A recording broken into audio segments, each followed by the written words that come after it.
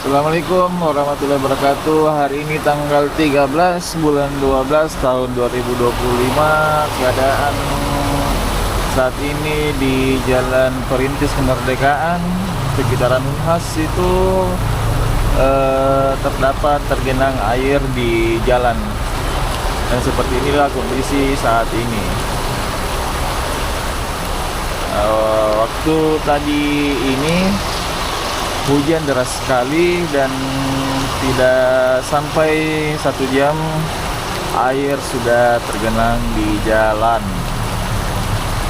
Oke, seperti ini penampakan atau situasi saat ini di Jalan Perintis Kemerdekaan, Makassar.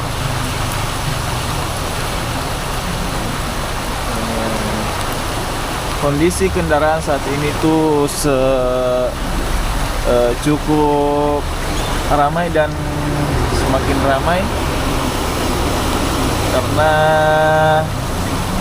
hari ini adalah hari Sabtu. Mungkin banyak orang yang pergi weekend atau bagaimana, tapi weekendnya jangan di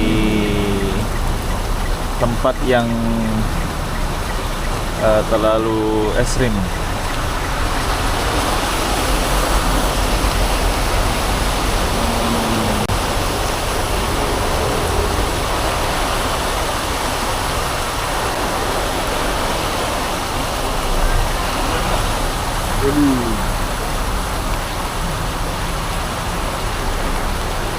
Semoga